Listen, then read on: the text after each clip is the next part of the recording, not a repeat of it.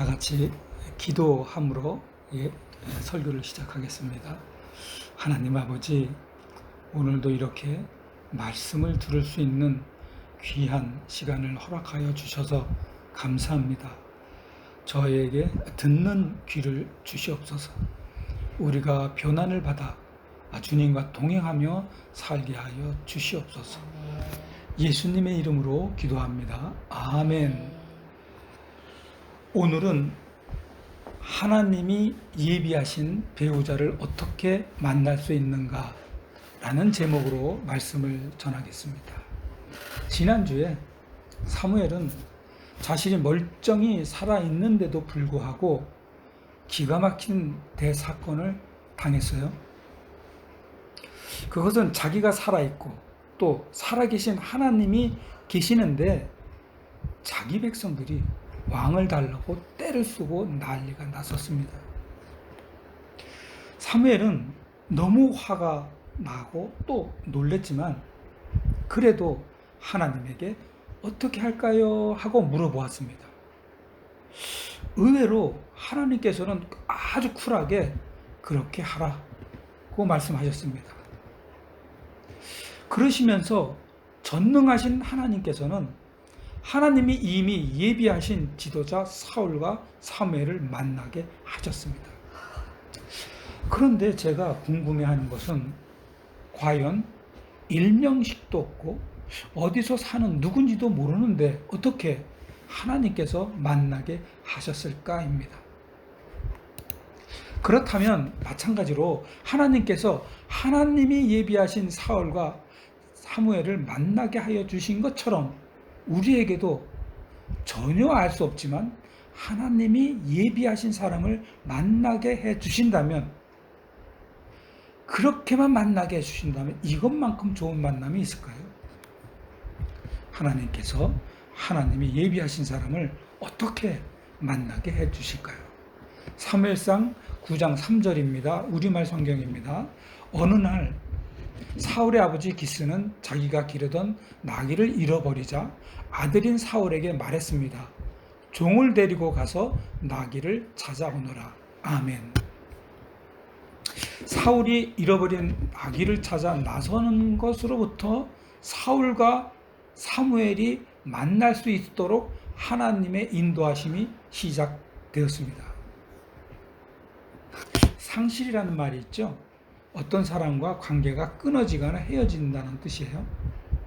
그리고 어떤 것이 아주 없어지거나 사라지는다는 것이죠. 사울이 잃어버린 나귀를 찾아 나섰을 때 하나님의 인도하심이 시작된 것처럼 사람들은 상실 속에서 하나님을 찾는 것으로부터 하나님이 예비하신 사람을 만날 수 있도록 하나님의 인도하심이 시작됩니다.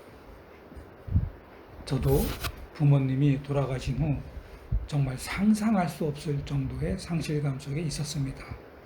하늘이 없어지고 땅이 사라지자 제가 제일 먼저 찾은 곳은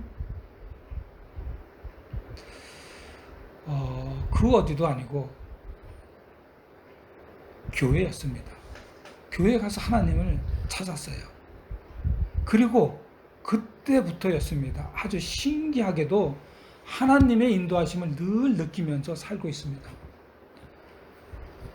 야곱도 모든 것을 다 잃고 도망가다가 베델에서 돌베개로 베개 삼고 자던 그날 밤에 꿈에서 사닥다리에서 천사가 오르락 내리락 하는 것을 보았어요. 그리고 하나님께서 야곱에게 오셨습니다. 나는 너의 조부 아브라함의 하나님이고 이삭의 하나님이다. 네가 누워있는 땅을 너가 네 자손에게 주겠다고 하셨습니다. 모든 것을 다 상실하고 잃어버리고 도망갔던 야곱도 이날 이후부터 하나님의 인도하심을 끝까지 믿고 살았습니다. 우리야말로 우리의 삶 자체가 여러분 상실 시대를 살고 있지 않나요? 누구나 똑같이 부모를 상실하고 전혀 예기치 않는 자녀도 상실할 수도 있고 아니면 은퇴해서 준비된 생활을 하고 있지만 직장을 잃고 나의 지위를 잃고 일을 잃고 그뿐이겠습니까? 인생의 즐거움을 잃어버리고 살고 있지 않나요, 여러분? 누구나 닥쳐올 수 있는 상실이 있을 때 그때 해결책을 찾으려고 우리는 무지무지 애를 씁니다. 아니면 아예 포기하는 경우도 있고요. 그러나 정말 힘들지만 하나님을 찾는 절호의 기회로 삼으세요. 하나님을 찾으세요. 야곱처럼 사울처럼 하나님의 인도하심을 받는 여러분이 되시길 바랍니다. 그래서 사울은 잃어버린 나귀를 찾아 나섰습니다. 에브라임 산지 일대 그리고 살리사와 살림 땅을 샅샅이 찾고 이곳에도 없어서 베냐민 땅 일대를 돌면서 약 40km의 긴 여행을 한 끝에 라마 근처에 겨우 도착했습니다. 그런데 소득은 하나도 없습니다. 여러분, 하나님의 인도하심은 아무런 소득이 없을 때가 있습니다. 바울이 아시아에서 전도가 안 되니까 마게도니아로 가라는 하나님의 인도하심으로 넘어갔잖아요. 자, 넘어간 바울이 하나님의 인도하심을 받고 넘어간 바울이 그곳에 어떻게 됐나요? 감옥에 갇혀서 죽을 만큼 매를 맞는 일이 발생했지 않았습니까? 인간적인 계산으로는 전혀 소득이 하나도, 소득이 뭡니까? 손해가 보고 거기다가 바울은 매까지 맞지 않았습니까? 그러나 여러분, 지금 사울은 일면식도 없고 단 한 번도 만나본 적도 없는 사무엘이 사는 라마에 지금 서 있습니다. 하나님의 인도하심을 받은 사울에게 소득은 전혀 없을지언정 지금 있는 이 자리는 하나님이 인도하여 주신 하나님이 계신 곳입니다.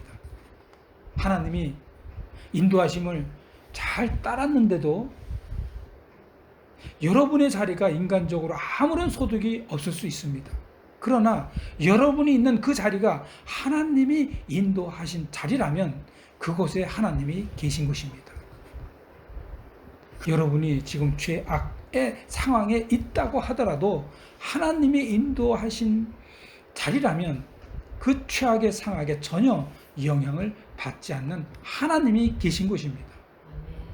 우리나라가 이렇게 기독교가 전도되고 세계에서 두 번째로 선교사역을 하는 사람이 된 것은 여러분 아무런 이득도 소득도 없이 그저 하나님의 인도하심을 받아서 조선이라는 땅에 도착해가지고 죽도록 충성스럽게 전도하셨던 그 선교사님 덕분입니다.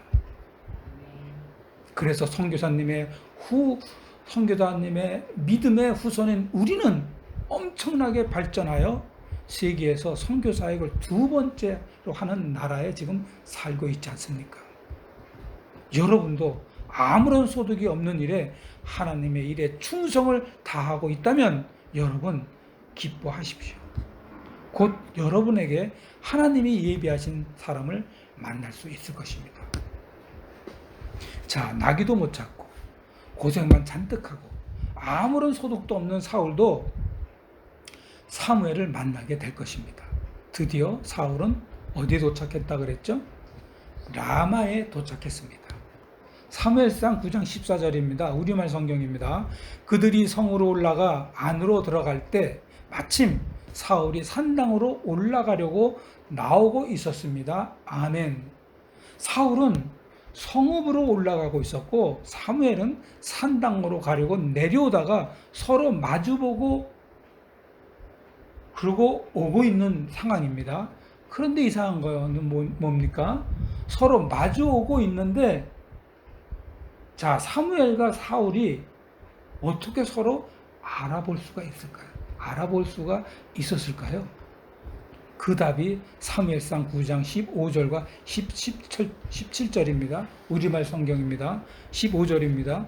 사울이 오기 전날 여호와께서는 사무엘에게 이 일에 대해 말씀해 놓으셨습니다. 17절입니다. 사무엘이 사울을 쳐다보자 여호와께서 그에게 말씀하셨습니다. 내가 네게 말한 그 사람이 이 사람이다. 그가 내 백성을 다스릴 것이다. 아멘. 하나님께서 사무엘이 사울을 만나기 전, 그리고 만나는 순간, 그리고 사무엘로 하여금 사울을 알아볼 수 있도록 하나님이 사무엘에게 영안을 열어주셨습니다.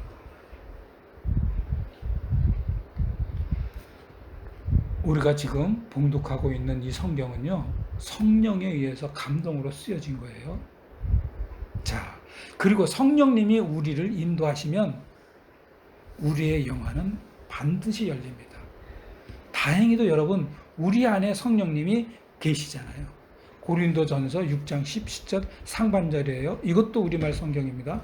여러분의 몸은 성령의 전입니다. 여러분은 하나님으로부터 성령을 받아 여러분 안에 모시고 있습니다. 아멘. 그러므로 우리도 성경을 통해서 성령님의 인도하심으로 영안이 열리고 하나님이 예비하신 사람을 볼 수가 있습니다. 예수님은 하나님의 말씀을 받은 사람을 신들이라고 하셨고, 하나님께서도요, 하나님의 말씀을 받은 사람을 신이라고 말씀하셨습니다. 요한복음 10장 35절입니다. 하나님의 말씀을 받은 사람은 신이라 하셨거든. 성경에 하나님의 말씀을 받은 사람은 신이라고 말씀해 주셨어요. 우리야말로 하나님의 말씀을 받은 사람입니다. 그렇기 때문에 우리가 하나님의 말씀을 날마다 봉독하고 있을 때 우리는 신이 되고, 그리고 하나님의 영안은 활짝 열려집니다. 여러분은 지금 성경의 성령님의 인도하심을 지금 받고 계십니다. 지금 여러분이 봉독하고 있는 이 본문이 바로 여러분에게 적용되어서 하나님이 예비하신 사람을 보여질 것입니다. 날마다 성경을 봉독하시고 성경을 내 삶에 적용하는, 그리고 사는 삶을 사는 여러분, 하나님께서 예비하신 사람을 여러분도 볼 수 있습니다. 룻이 보아스를 만난 것이 하나님이 예비하신 사람이에요. 예수님께서 12제자가 바로 하나님이 예비하신 사람들이에요. 이렇게 두 예를 보면 하나님이 예비하신 사람들은 한결같이 주님과 주님의 말씀을 받아들였던 사람들입니다. 지금도 마찬가지예요. 성경을 많이 읽고 말씀에 깊이 들어가다 보면 하나님이 일하시는 것이 보입니다. 자, 주님을 영접한 사람이 변화받는 것이 보입니다. 주님을 영접하여 변한 사람이 바로 하나님이 예비하신 사람입니다. 그러므로 하나님이 예비하신 사람이 선명하게 보이도록 날마다 하나님의 말씀과 함께 사시는 여러분이 되시길 진심으로 바랍니다. 그래서 하나님이 사무엘에게 하나님이 예비하신 사울을 만나게 해주시는 목적을 이야기하시면서 오늘의 본문의 말씀이 맞춰집니다. 사무엘상 9장 16절 하반절이에요. 내 백성의 부르짖음이 내게 상달되었으므로 내가 그들을 돌보았노라 하셨더니 아멘. 하나님은 내가 그들을 돌보았노라 라고 말씀하셨어요. 하나님이 예비하신 사울을 사무엘에게 만나게 하신 목적은 하나님의 백성을 돌보시기 위해서였습니다. 마찬가지로 우리도 하나님이 예비하신 사람을 만나는 목적은 하나님의 백성을 돌보기 위해서야 합니다. 어리고 낮고 어두운 곳에서 힘들어하고 있는 하나님의 백성들이 있습니다. 누구도 도울 수 없어서 하나님이 함께하고 있는 사람들이에요. 이들을 돌보기 위해서 우리는 하나님의 예비하신 사람을 찾아야 합니다. 나의 욕망을 채우기 위해서 하나님이 예비하신 사람을 찾는 것이 아니에요. 내가 필요할 때 사용하기 위해서 하나님이 예비하신 사람을 찾는 것은 더더욱 아닙니다. 오늘 선교의 제목이 뭡니까? 하나님이 예비하신 배우자를 어떻게 찾을 수 있는가? 마찬가지예요. 여러분이 하나님이 예비하신 배우자를 찾으시려는 목적을 알면 여러분은 하나님이 예비하신 배우자를 분명히 찾을 수가 있는 것입니다. 여러분 중에 하나님이 예비하신 배우자를 찾으시려면 그 목적은 분명히 내 욕망을 채우기 위해서도 아니고 나의 필요도 아니고 나의 가슴을 뛰게 하는 것도 아니고 오직 하나님의 백성을 돌보기 위해서야 합니다. 부부가 함께 하나님의 백성을 돌보고 있다면 그것은 바로 하나님의 뜻을 이루고 계시는 것입니다. 예를 들어서 하나님이 여러분에게 맡긴 자녀가 있지 않습니까? 자, 이 자녀야말로 어리고 낮은 하나님의 백성이에요.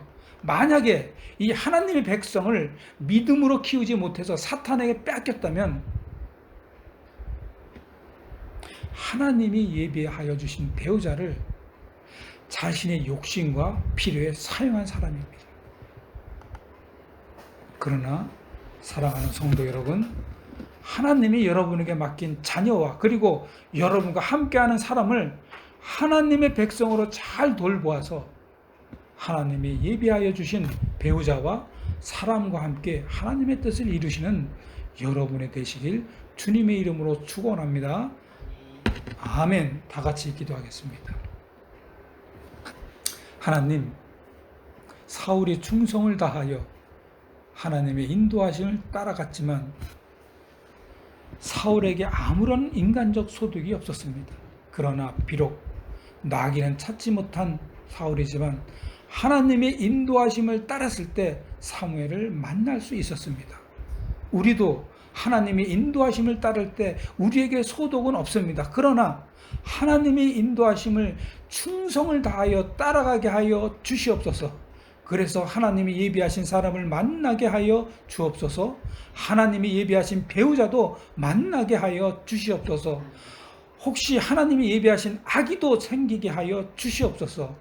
하나님이 예비하신 모든 것이 이루어지게 하여 주옵소서. 예수님의 이름으로 기도합니다.